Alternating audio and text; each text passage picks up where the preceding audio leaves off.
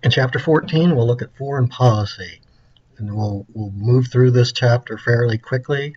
I'll make sure that I touch on issues that you'll need to know for your quiz on this chapter, and we'll get started first by saying I'd like you to read about nuclear weapons in China in your text. We won't cover that in the lecture.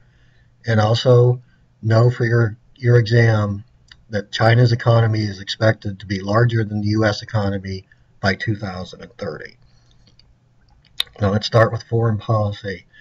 The Americans were forced to change their views of national security and their relations with the rest of the world because of the terrorist attacks on September 11th, 2001. From that point on, could no longer believe that threats only occurred overseas or that foreign conflicts have little to do with us. The United States is one of more than 200 sovereign nations and must have effective tools to deal with the challenges and conflicts that will inevitably arise. Foreign policy includes the strategies and efforts used to achieve external goals as well as the goals themselves. Diplomacy, it's important for you to know, process by which states carry on political relations through peaceful means. Economic aid, the assistance to other nations through grants, loans, or credits to purchase goods. Technical assistance refers to the skills of experts in agriculture, engineering, or business in the aid of other nations. You'll need to know the definition of technical assistance as well. Military intervention is a more active and aggressive tactic, and foreign policy process in the U.S. usually starts with the president and his advisory agencies. The major goal of U.S. foreign policy has always been our national security. It's important to know the nature of national security policy is to protect the independence and political and economic integrity of the U.S. from real or future threats. National security policy protects the independence and political integrity of the United States from real or future threats. And as a subset, the defense policy considers the direction, size, and activities of the armed forces. Again, diplomacy, the external relations and communications between nations with a focus on settling of disputes by peaceful methods. That's referred to as diplomacy. Only works if all parties are willing to negotiate. Let's talk briefly about the concepts of morality and reality in foreign policy. Moral idealism, that sees the world as fundamentally benign, nations willing to cooperate and agree on moral standards. That view leads to creation of international organizations and initiatives such as the Peace Corps. Political realism, that sees the world as fundamentally dangerous, with nations acting to maximize their own interests and fighting for their survival regardless of moral principles. The reality is American foreign policy is a mixture of both moral and the realism.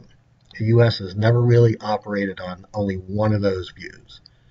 Each administration has based its foreign policy on both of these principles, though some have stressed one over the other. For example, launching the Iraq War to secure national security, realism, but also to create a more democratic Middle East, idealism.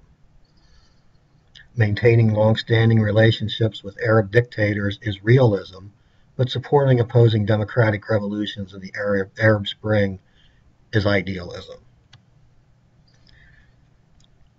Foreign policy of the U.S. must be shaped to deal with world conditions. The country has grown from a tiny, weak nation to a global superpower that relies on sophisticated foreign and defense policies to keep it secure. Historically, terrorism has involved rebels and dissident groups fighting for change or political independence within a territory or province, such as the Irish Republican Army in the United States. In the 21st century, however, the U.S. has faced a new kind of terrorist threat that is less clearly defined. In September 11, the attacks by the terrorists orchestrated by Al-Qaeda, their plan was to demoralize the American people forced the withdrawal of our troops from the Middle East. But the goals of al-Qaeda have gone well beyond troop withdrawal. They really envisioned a worldwide Islamist empire, and they've undertaken attacks in other countries such as Spain and England. In response to the 2011 attacks, President Bush heightened airport security, proved greater domestic surveillance, increased military funding, and sent U.S. troops into 2 wars. And the unpredictable nature of the Islamic terrorism prompted the creation of the Bush Doctrine. Important to know the Bush Doctrine. That was a policy new to the U.S. is based on preemptive war, the idea that military action should be carried out in anticipation of threats. Critics argued that preemptive wars are conducted by dictators and rogue states, and that the U.S. cannot criticize other aggressive nations if it follows such a policy. Some of the wars we're talking about in Iraq, 1990, Saddam Hussein's invasion of Kuwait, clearest case of international aggression.